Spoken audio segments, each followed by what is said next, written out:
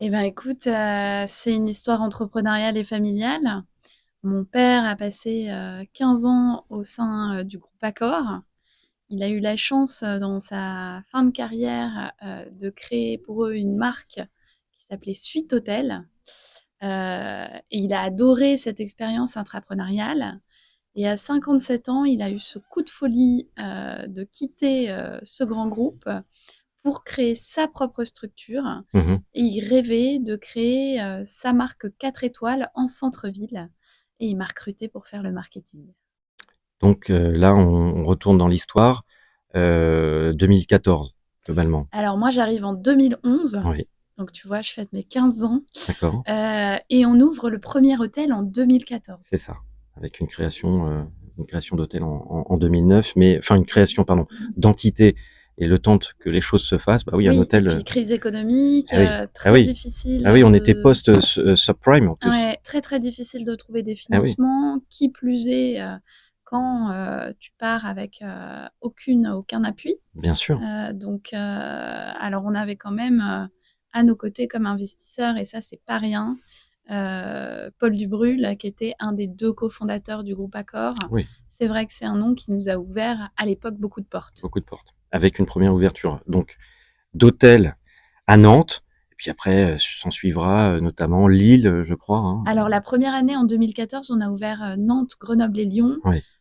Et aujourd'hui, on est présent dans 15 villes françaises, évidemment Paris, mais beaucoup de grandes villes comme Lille, comme Nice, Strasbourg, comme Cannes, comme Lyon.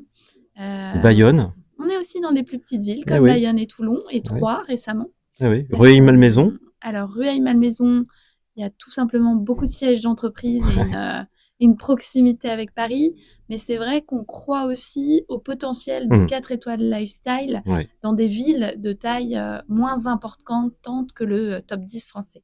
Alors on va revenir bien entendu à toutes ces spécificités qui sont, forcément intéressantes. Moi, j'ai toujours une question traditionnelle en début d'émission, c'est d'où vient le nom Oco Hotel?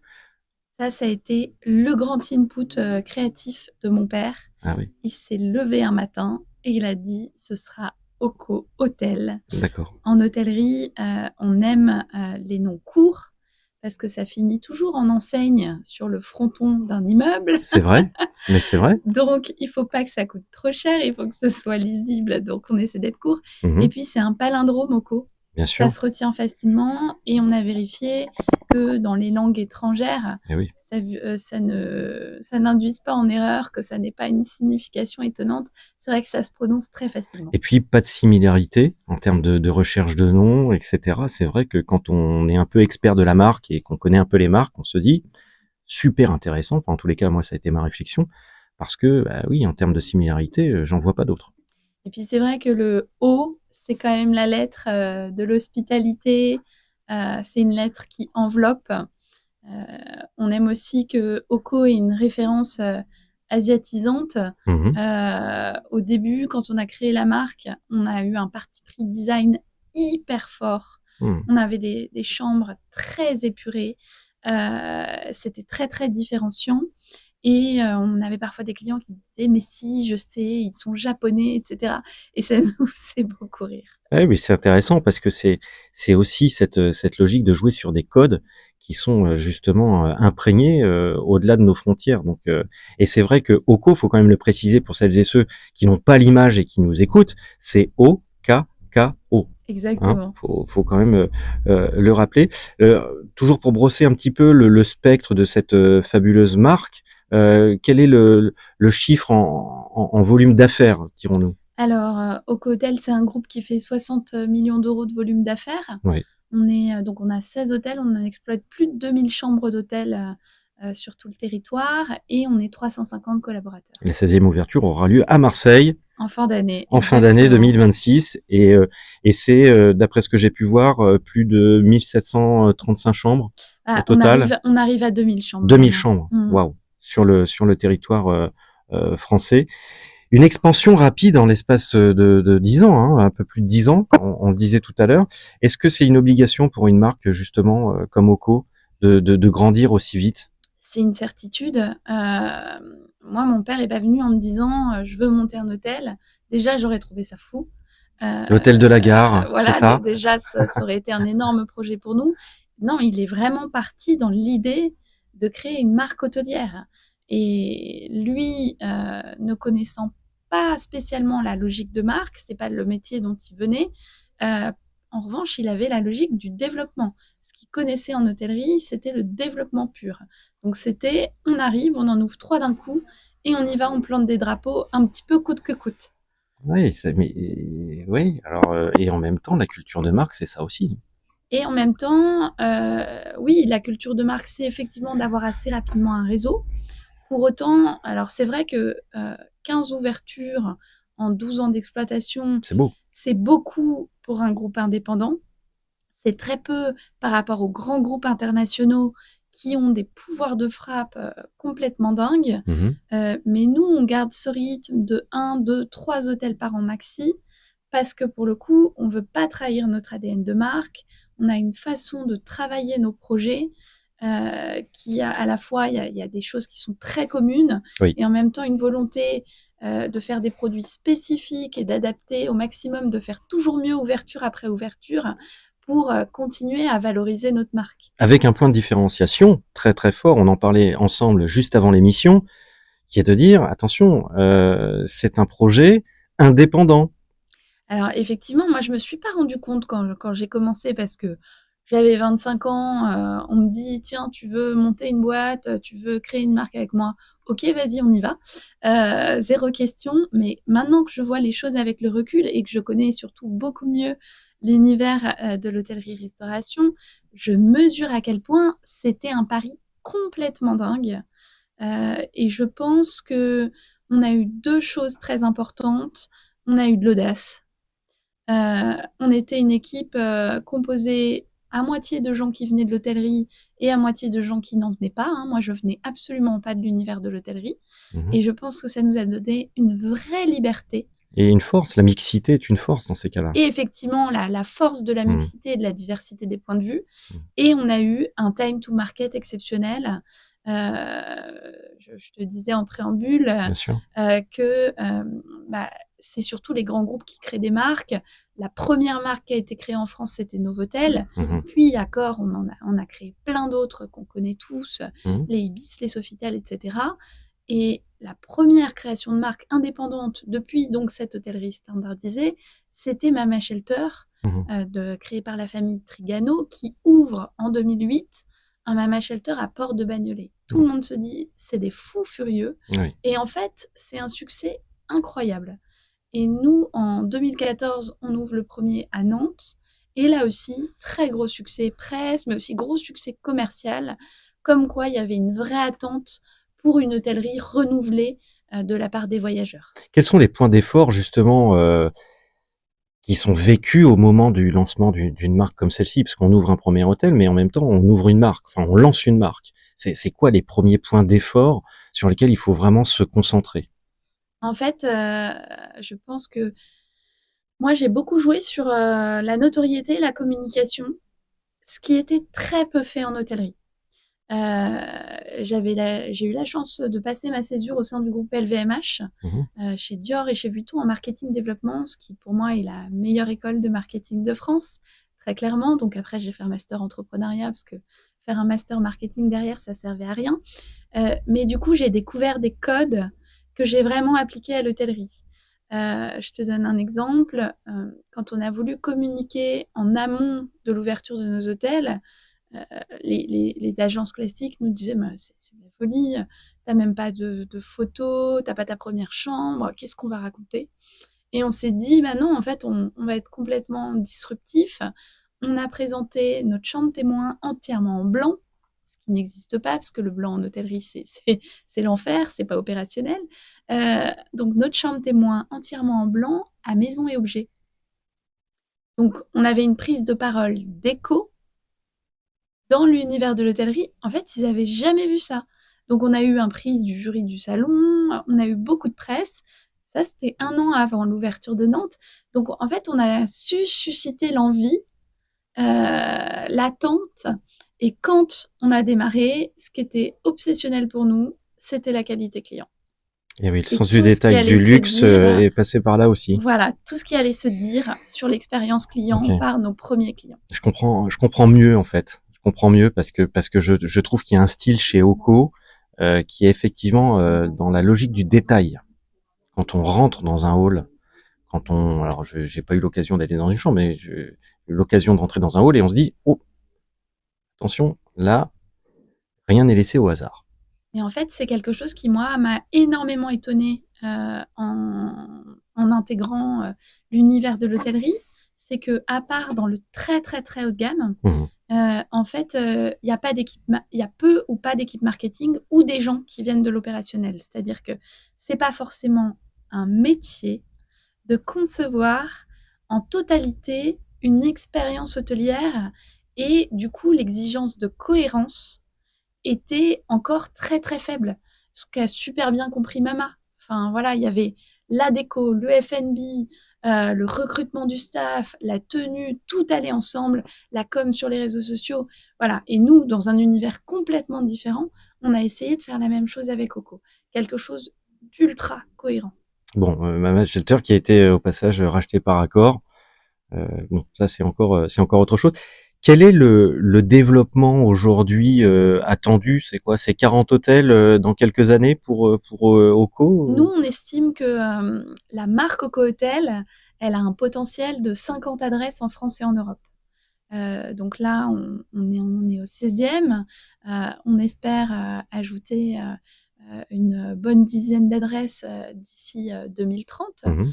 On a plein de schémas de développement possibles, mais c'est vrai qu'on reçoit peut-être plus de 300 dossiers par an qu'on regarde, et en réalité, on va vraiment en creuser 25-30. Parce qu'il faut préciser que vous n'êtes pas en franchise, vous êtes en propre. Alors, nous, on s'est majoritairement développé en propre, c'est-à-dire qu'on Mhm. a le fonds de commerce de nos établissements.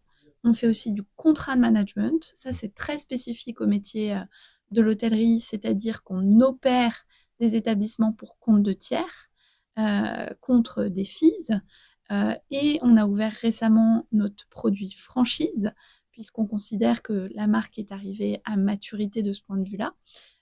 Après, mon objectif, c'est pas d'avoir 30 franchises Eoco dans le réseau, c'est plutôt d'avoir un outil pour l'hôtelier qui a un chouette produit, qui partage notre vision de l'hôtellerie et qui est bien implanté dans sa zone, donc qui sera un meilleur ambassadeur peut-être encore que nous, Bien sûr. et qui a envie de rejoindre le groupe. Donc plus un connaisseur aussi de la proximité, en tous les cas dans un environnement régional qu'il maîtrise bien aussi. Absolument, Ouais, c'est ça. notamment pour les villes de taille secondaire, Bien sûr. où là, quand on sépare les murs et le fonds de commerce, on n'est pas très efficient économiquement. On n'est pas sur de l'opportunité de franchisé qui Non, pense se développer sur n'importe quel territoire avec n'importe qui, si je puis me permettre. exactement. Si je puis me permettre. Euh, Ocotel revendique aussi un concept hôtelier lifestyle, et ça m'intéresse beaucoup parce que c'est en même temps lifestyle, c'est urbain, c'est accessible, mais c'est surtout aussi 4 étoiles. Et le positionnement 4 étoiles, comment est-il arrivé? Pourquoi pas 3? Pourquoi pas 5? Voilà. C'est une super question. Alors, le lifestyle, c'est un mot hyper galvaudé. Oui, C'est un peu le truc tarte à la crème. c'est vrai. Moi, je pense que on avait la même conviction, Mama Shelter, Citizen M aussi, et Mm. nous, trois marques qui ont émergé à peu près à la même époque dans le paysage hôtelier. On avait compris que c'est plus dans les chambres que se passerait le cœur de l'expérience, mais dans les parties communes. Et on a eu des réponses très différentes. Donc, le lifestyle chez Oco Hotel, qu'est-ce que ça veut dire? Ça veut dire que ta chambre, elle est assez compacte. Tu es en hyper centre-ville des grandes et moyennes villes françaises. Le foncier coûte cher.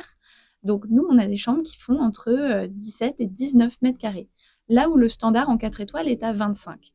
En revanche, même si ta chambre est top, hyper confortable, que tu as tout ce qu'il te faut, on va faire en sorte que tu passes du temps dans les parties communes. Donc nous, on appelle ça le club. C'est vraiment le cœur du concept OCO. C'est 200 à 400 mètres carrés de parties communes qui sont dédiées aux clients, mais aussi à la clientèle extérieure. Et c'est vraiment décoré et scénarisé de façon extrêmement poussée.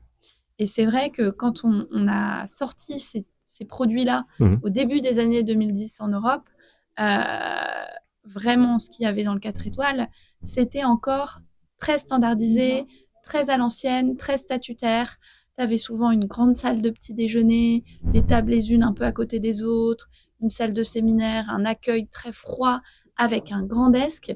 Et ça donnait aussi une image du 4 étoiles qui Mmh. faisait peur à certains clients. Bien sûr. Donc, dans l'esprit de mon père, il y avait aussi l'idée de dire je veux du 4 étoiles décomplexé, Mmh. que les gens n'aient pas peur de venir. Bien sûr. Et en même temps, quand je t'écoute, je me dis, c'est aussi un point tactique. Arrête-moi si je me trompe, mais je me dis, prendre une longueur d'avance dans les chambres, on se fait vite rattraper par les concurrents, alors que lorsqu'on a le bon concept abouti sur les autres parties, là déjà, on se différencie beaucoup plus et le temps qu'on nous rattrape, ça va peut-être pas se faire comme ça en fonction justement des structures qui n'ont pas votre agilité.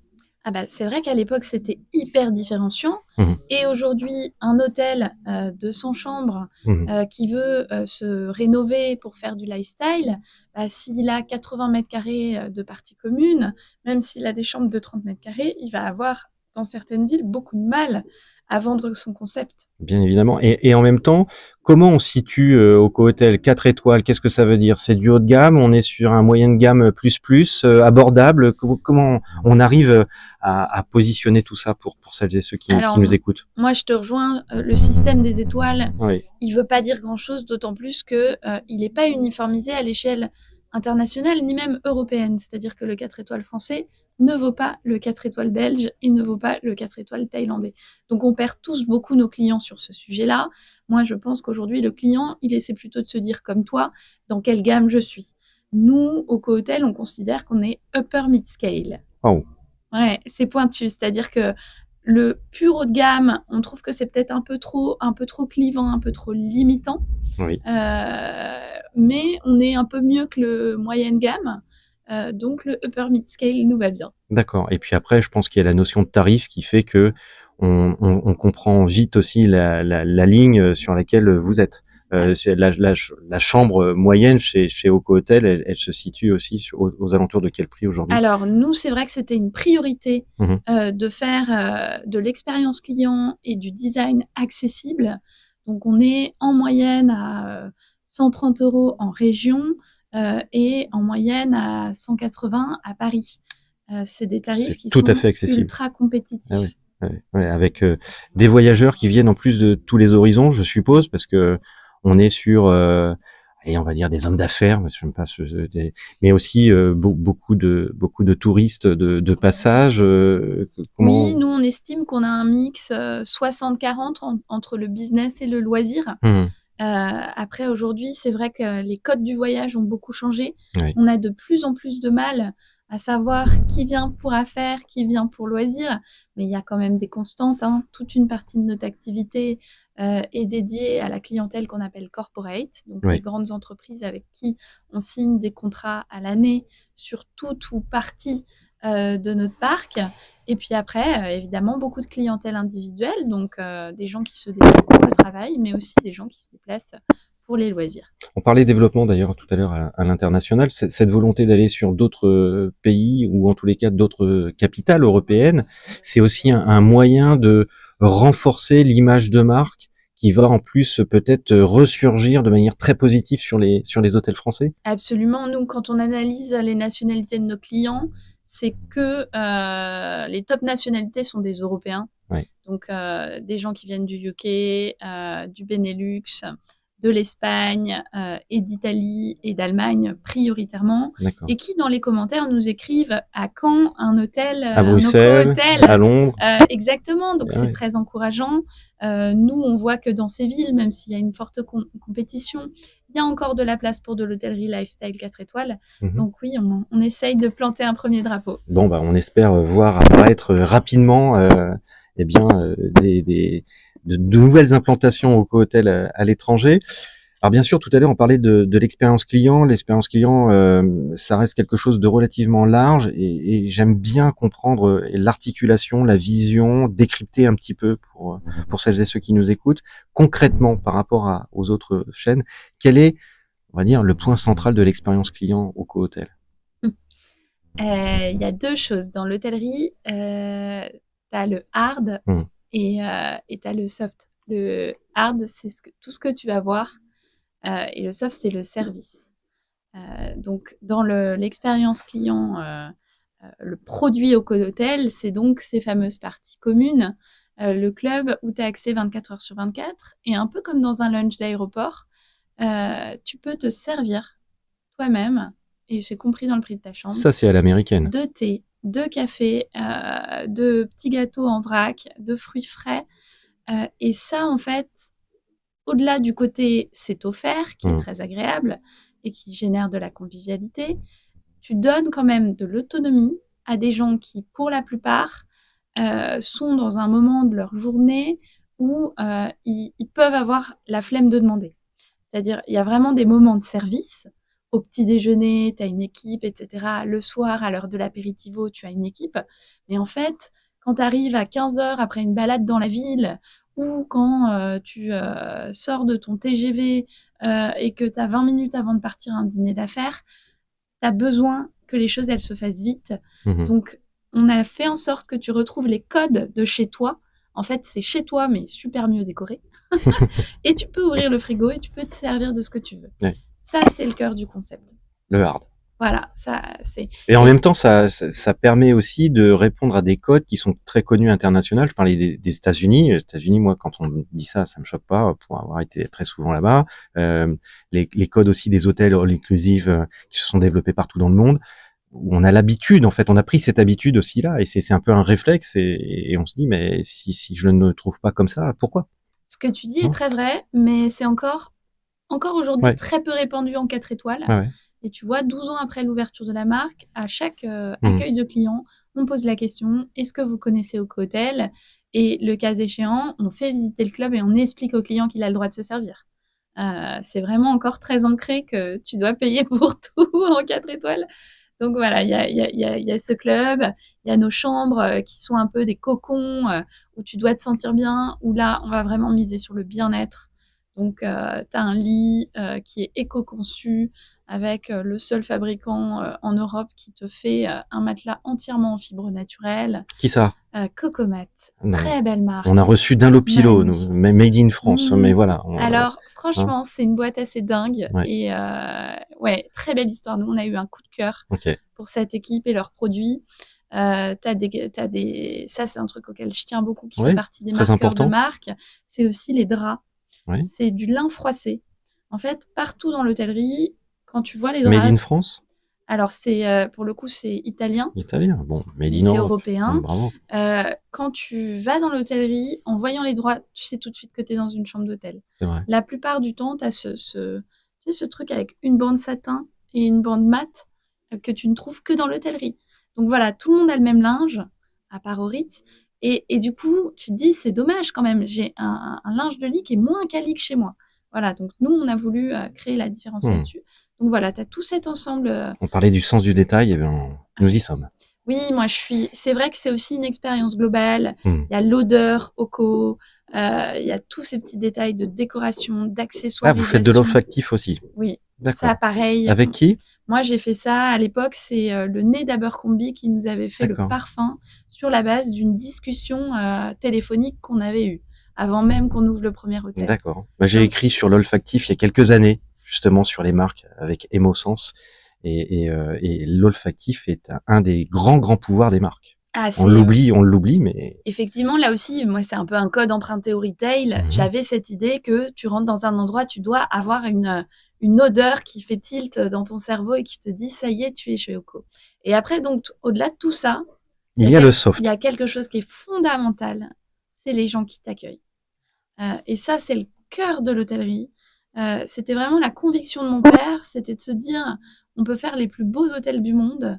Ce qui fait revenir les gens, c'est la qualité de la literie, la qualité du café, la qualité de l'accueil. La qualité de l'accueil, la façon dont tu as recruté et dont tu as formé les gens qui accueillent tes clients. J'adore. On a fait une émission l'an dernier avec Sabine Thémin, qui est une grande prêtresse de la formation luxe et retail, puisque elle est à la tête de Luxury Retail. Je lui fais un coucou d'ailleurs à Sabine. C'est elle qui forme notamment tous les gens aujourd'hui qui sont dans les équipes de Porsche en France, de Balenciaga, de la Samaritaine, etc. Et elle me parlait notamment du small talk, le fameux small talk. Voilà.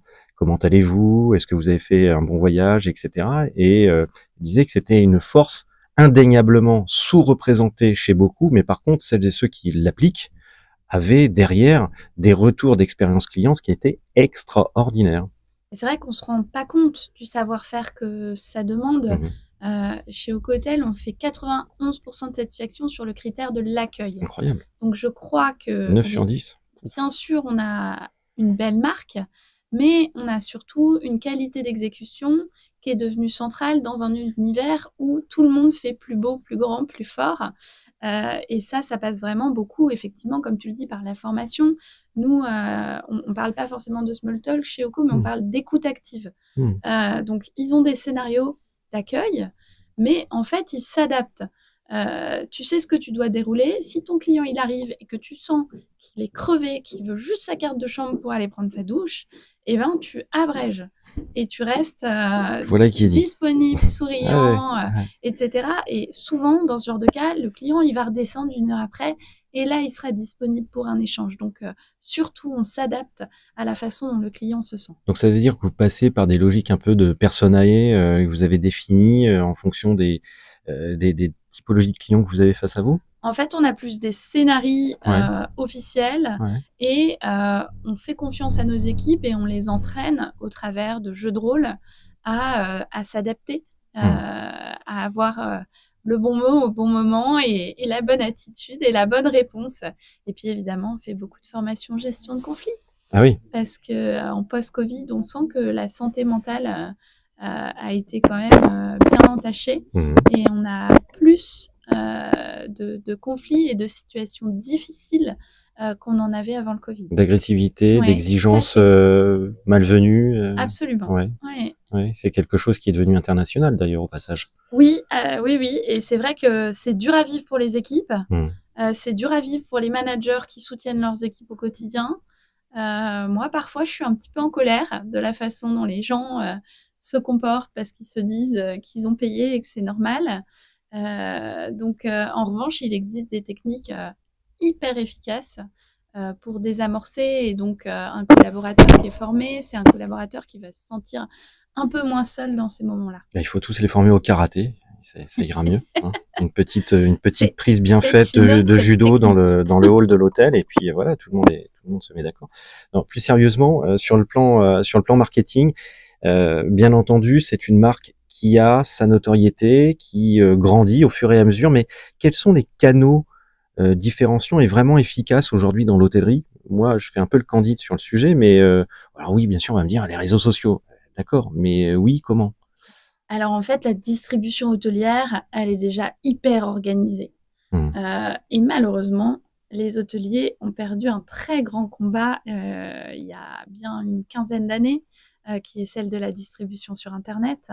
Ils ont laissé émerger des agences de voyage en ligne, les Booking? Booking, les Expedia, etc., qui Mmh. sont devenus des champions de la com, mais aussi de l'UX. Hein. Il n'y a rien de plus simple que de réserver une chambre d'hôtel Et de sur l'algorithme aussi l'application Booking. pour pousser les Évidemment. uns, Enfin, faut hein, reconnaître, c'est pour quand ceux même qui payent. des champions, quoi. Mmh. Donc voilà, cette guerre-là, elle a été un peu perdue. Mmh. Donc ce qui nous reste, c'est effectivement notre site web, qui, dans le cas d'une marque, doit être à la fois très efficient en termes de moteur de réservation, mais doit aussi être un site de contenu, un site vitrine qui met en avant la marque employeur, etc., etc. Donc c'est très complet, Bien sûr. c'est difficile.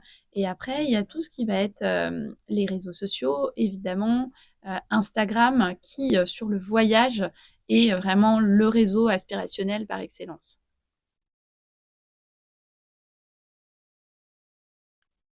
Instagram, justement.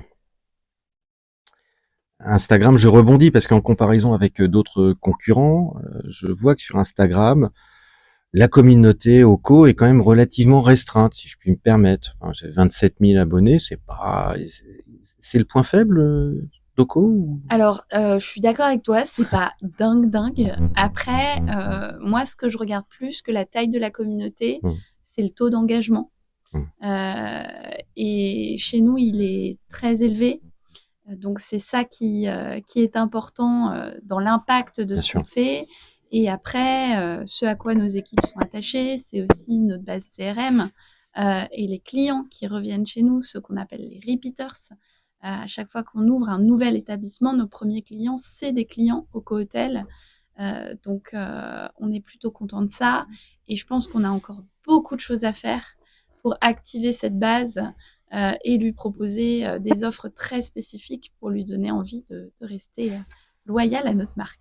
Question provocante de ma part d'ailleurs, mais je suis ravi d'entendre ça parce que ça veut dire aussi que la marque Oco, et comme d'autres marques, fait des choix, les assume et préfère miser sur la qualité et non pas sur une popularité, une notoriété avec 500 000 abonnés qui sont globalement fake. Oui, Hein, c'est pas aussi. très utile. Voilà, globalement, on fait du business.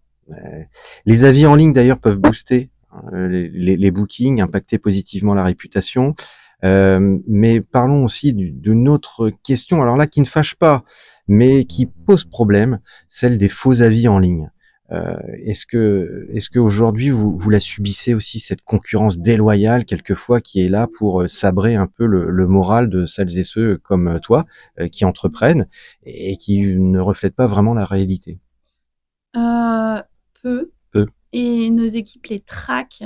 Mmh. Donc, ils passent beaucoup de temps à répondre aux avis et à les analyser. Donc, quand il y en a, on fait une déclaration. En principe, ça se règle vite. Ce qui est un peu plus pénible, c'est les clients qui font du chantage au mauvais avis. Ah. J'en ai Voilà, connu. il s'est passé ça pendant mon séjour. Je veux un remboursement intégral, sinon je mets un mauvais avis sur votre site. Et ça, c'est pas très très sympa. Donc souvent, de temps en temps, ça remonte jusqu'à moi. Mmh. Et c'est vrai que nous, on essaie de dire à nos équipes de pas céder au chantage. Mmh. Et qu'après, même un mauvais commentaire avec une réponse qui est factuelle, constructive, si, ça peut arriver hein, que ça se passe pas bien. Mmh. Auquel cas, il y a un geste commercial, il y a quelque chose qui est fait, il y a des excuses qui sont présentées, bien évidemment. Mais si c'est de la pure mauvaise foi pour Ouais. venir chercher un remboursement, Ouais. on n'aime pas trop céder. Ouais, les haters sont pas forcément toujours les bienvenus chez d'ailleurs beaucoup de marques. J'ai noté aussi que Auto Hotel, c'est une marque qui affiche un engagement entrepreneurial vers l'hôtellerie durable et responsable. Tout à l'heure, tu parlais du lin, par exemple, hein, je suppose qu'il y a cette filière responsable derrière. Comment ça se traduit sur le terrain? Vous faites notamment des partenariats avec d'autres marques engagées? Alors, c'est très fort. On est entreprise à mission depuis 2023, donc on a changé toute notre gouvernance pour mettre la RSE à chaque étape de notre stratégie. Mmh. Et aujourd'hui, nous, on n'a pas un département RSE et d'autres départements, c'est toutes les équipes qui sont engagées dans ces sujets-là. Donc, effectivement, sur la partie notamment restauration, mais aussi l'ensemble des achats, c'est fondamental pour nous de travailler avec des gens qui partagent notre valeur, Bien qui sûr. partagent nos engagements, notamment en termes de responsabilité vis-à-vis du climat. Mmh. Pour te donner un exemple, nous, on fait un peu plus de 20% de nos achats restauration, donc aliments et boissons, à moins de 100 km de nos hôtels, Circuit court. circuit court, c'est soit bio, soit artisanal. Ça, c'est hyper important pour nous. On veut contribuer au bien-être de nos clients et on veut continuer à développer des écosystèmes locaux voilà, qui Bien font sûr. du bien à l'économie et à la planète. Bien sûr, oui, vous n'êtes pas dans une logique de cavalier seul. Je suppose que vous n'êtes pas, au niveau du groupe, aujourd'hui épargné, sur le sujet de l'emploi, du recrutement, qui doit pas forcément être très simple tous les jours. Comment une marque comme Oco, justement, arrive à attirer de nouveaux talents, puis aussi de les fidéliser? Parce qu'on en parle peu, quelquefois, hein, mais derrière ces marques, aussi, eh ben, il faut, les bonnes personnes et les garder. Alors effectivement, nous, dans l'hôtellerie-restauration, on n'est pas épargnés sur ce sujet. C'est Forte encore tension, hein, pire post-Covid. ouais. Pour te donner une idée, il y a à peu près 200 000 postes qui ne sont pas pourvus chaque année dans notre secteur. Mmh. Donc c'est vraiment la course au talon Mmh. et même la course à la main-d'œuvre tout court. Hein. On ne se Mmh. parle pas que des talents. La chance qu'on a chez Oco Hotel, c'est déjà la marque en elle-même attire. On a des établissements en bon état, relativement neufs. On a une image de boîte jeune, outsider sur le marché. On a cet engagement RSE. La patronne est sympa. Ça, je sais pas, mais en tout cas, non, mais c'est une boîte familiale. Il y a une tête dessus, tu vois. Bien sûr. Tu sais pour qui tu travailles. Bien sûr. Moi, je viens en vélo électrique tous les jours. Donc, tu sais que quand tu bosses chez Oco, tu travailles pas à mon enrichissement personnel. Que oui, c'est une boîte familiale montée par des entrepreneurs avec un engagement RSE pour des collaborateurs qui se sentent de plus en plus concernés par l'engagement sociétal. On a des équipes jeunes. Et puis après, on a une politique marque employeur. Donc, il y a Oco Hotel d'un côté, mais à côté, il y a la marque employeur Oco Hotel, où on a fait le même travail de marque. On s'est posé la question de notre raison d'être, de la promesse qu'on allait faire à nos collaborateurs quand ils intègrent le groupe. Et dessous, on a décliné tout un ensemble de com et d'actions super concrètes pour montrer que ça vaut le coup de rejoindre le groupe. Pour accompagner, pour fidéliser, bien entendu. Bien sûr, il y a des choses qui sont liées à la reconnaissance. Et vous formez en plus. Salariale, mais pas que. Beaucoup de choses liées à la formation. Bien sûr. Nous, on a dépensé plus de 120 000 € en formation l'année dernière. On considère que chaque collaborateur présent dans l'année doit recevoir à minima une formation. Voilà pourquoi il faut aussi des entrepreneurs en France, parce qu'on forme aussi les gens. C'est important de le dire, c'est important. Et la promesse, c'est que quelqu'un qui veut rester et grandir au sein de la boîte puisse le faire. Bien sûr. Mais que ceux qui comptent ne pas rester forcément trop longtemps, puissent développer leur employabilité pendant leur séjour chez Oco. On arrive quasiment à la fin de l'émission, mais j'ai quand même, et forcément, une dernière question. On a de cesse de parler d'intelligence artificielle. Dans tous les secteurs d'ailleurs. Est-ce que chez Oco Hotel, vous l'utilisez, et deux, quel gain en fait peut apporter l'intelligence artificielle dans un métier et un secteur dans lequel Oco se trouve? Alors nous, on l'utilise déjà dans un domaine qui est très simple, qui est celui du revenue management. D'accord. Donc c'est les gens qui font varier les tarifs et qui ouvrent et ferment les canaux de distribution. Mais ces gens-là, comme tout le monde, le soir, ils rentrent chez eux, le week-end, ils sont off et puis ils sont en vacances. Donc aujourd'hui, on a des systèmes, des revenue management systems qui se basent sur l'IA pour faire de la prédiction, pour pousser des propositions et qui sont même en mesure de faire des choix comme on les a entraînés à faire quand il n'y a plus d'humains pour les prendre à leur place. Ça veut dire, en traduction aussi, je ne dis pas que ce qui est compliqué, mais en même temps, ça veut dire qu'il y a une forme de tarification intelligente qui va se générer en fonction, je vais dire, du nombre de gens qui ont cliqué quelque part, ou alors en fonction des disponibilités que vous voulez pousser. En fonction d'énormément de paramètres, en fonction de la météo, en fonction du calendrier d'événements. En fait, s'ils voient que parfois, tu as un très gros match de foot qui il donne la date à 23h30. Et là, c'est la folie pour réserver les chambres d'hôtel. Là, ton logiciel, il sent ce qui se passe et il est capable d'ajuster le prix. Donc, match de foot au Parc des Princes et en plus, il fait beau. Allez hop, on augmente les tarifs. Oui, absolument. C'est ça qui se passe. Et c'est vraiment... et là, le soutien de la machine à l'homme est démentiel et très, très important. Après, sur les autres métiers, c'est, moi j'ai l'impression pour l'instant très expérimental et il n'y a pas encore beaucoup de gains de productivité. Mais ce qui est sûr, c'est que sur les métiers liés à la réception, l'hébergement, je t'évoquais tout à l'heure la distribution, elle est hyper complexe. Aujourd'hui, nos équipes passent quand même un peu trop de temps à vérifier les réservations. C'est pas très excitant pour eux. Ils préféreraient justement le fameux small talk avec le client. Donc, moi, j'espère que les machines vont prendre le relais sur ce genre de choses. Aussi sur des sujets un peu conversationnels, le 15e mail de la journée pour te demander où est le parking. Bon, bah pareil, nos équipes n'ont pas une valeur folle là-dessus. Donc, il y a aussi l'IA conversationnelle qui peut rentrer en jeu sur certaines demandes qui ne demandent pas un humain, de façon à ce que nos équipes derrière puissent faire vraiment du contact client. Non, je pensais notamment aussi à l'aspect expérience client. Demain, on peut imaginer d'avoir des IA qui répondent à des questions au sein même des chambres. Oui, alors, ma conviction, mais elle est totalement perso, c'est que, en tout cas, chez Oco Hotel, les gens viennent parce qu'ils ont un besoin d'humain. Et ils apprécient énormément. Alors, il y a plein de choses qui doivent être faites très vite, de façon très efficace. Mais un hôtel, c'est un lieu qui vit, qui est incarné par les gens qui y travaillent. C'est eux qui incarnent la générosité, la convivialité, l'hospitalité des lieux. C'est ça qui fait, c'est le small talk que tu as avec le réceptionniste au moment de ton départ, qui te propose de te commander un taxi ou qui te propose un verre d'eau en attendant, etc., qui fait que tu vas avoir envie de revenir. C'est certainement pas une IA. Eh bien, nous reviendrons forcément chez Oco Hotel, forcément. Il faut d'ailleurs aller consulter le site internet, hein, tout attaché, ocohotel avec un s.com. C'est important si vous ne connaissez pas encore la marque. Merci Solène.